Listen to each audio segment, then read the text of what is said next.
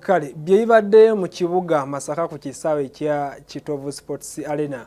Mbaka Mathias Mpuuga Nsamba badde agenda maaso n'okwebaza Katonda olw'ebirungi byamutuusizzaako akaseera kabadde mu byobufuzi ate era wamu n'obuweereza okusingira mu palamenti oba mu lukiiko olukulu olw'eggwanga. Kinajjukirwa nti Honorable Mathias Mpuuga Nsamba oluvannyuma lw'okubanga bamaze okuyingira gavumenti eri ku luuyi olw'ekisiikirize eya National Unity Platform yalonderwa okuba omukulu oba akulira oludda oluvuganya gavumenti mu palamenti era nga ekifo kino kyeyavaako ate n'abeera nga addizibwa ku kifo kyaliko mu kaseera kanene ekya Commissioner wa Parliament wabula era nga mu ngeri y'emu yalondebwa ne President w'ekibiina ekya National Unity Platform Robert Kyagulanyi Ssentamu nga omumyuka we mu kibiina kya National Unity Platform mu kitundu ekya Buganda. Mu kaseera kano mu studio neegatiddwako omubaka mu palamenti akiikirira ekitundu kya Kasanda South Honorable Kabuye Frank tubeere nga twogera ku nsonga eno ya Honorable Mathias Mpuuga Nsamba. Nkwandiza Honorable.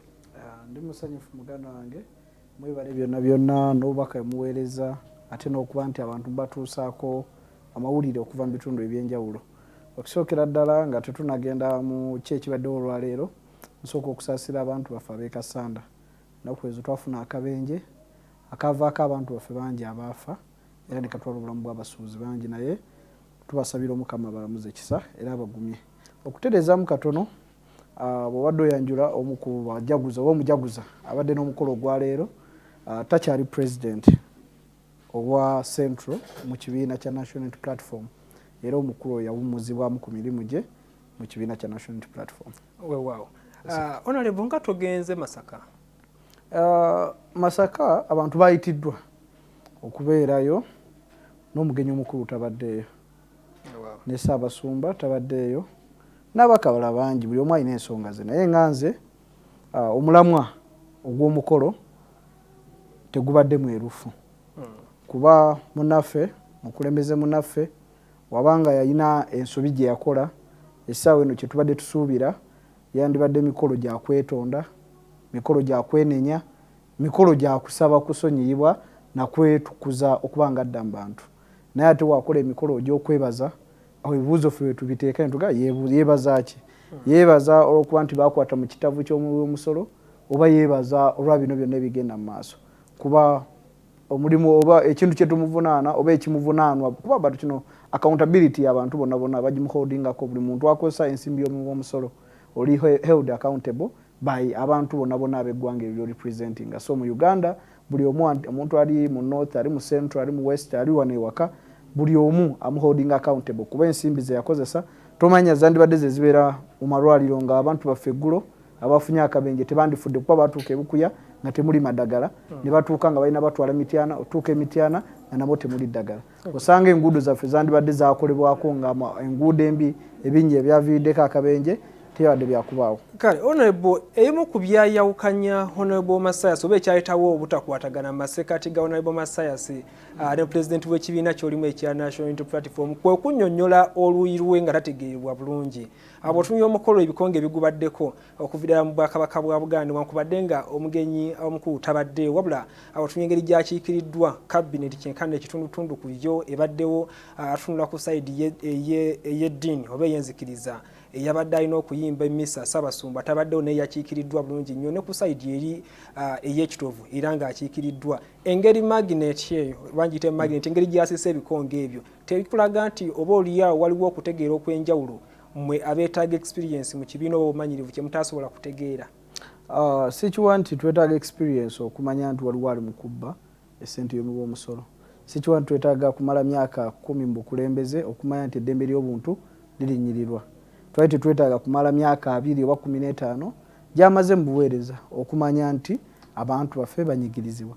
Kino kye tuliko ngera tubaddewo opposition ebaddewo nga naye kennyini ayogera olulimi lwe lumu nga twogera nga tuvumirira obuli bw'enguzi nga tuvumirira ekiwamba abantu nga tuvumirira okutulugunya abantu ne bannamawulire naye era nga tukimanyi bulungi teriyo omukolo gwali guyimiriziddwa ne gutabeerako bannaddiini mu State House ya Mwami Museveni naye nga tukimanyi n'obuyinza yabba bubbe yabuwamba buwambi teriyo omukolo gubaddewo ne gutabeerako bakungu oba bantu bagenda kugujaguza wadde gukoleddwa Mwami Museveni gwe twandisuubidde nti ate y'omu ku factors ezikyasinza okwemeza eggwanga lyaffe emabega kuba yoyo omu ku bantu betusooka okulwana okulanga tukyusa okujja mu bukulembeze eggwanga lifune abakulembeze baalyo. So okubeerawo kw'abantu olwaleero ekitovu kiraga nti muntu bagamba ekkumi terikyawo ate era lenses oba galubindi ze twambala za njawulo.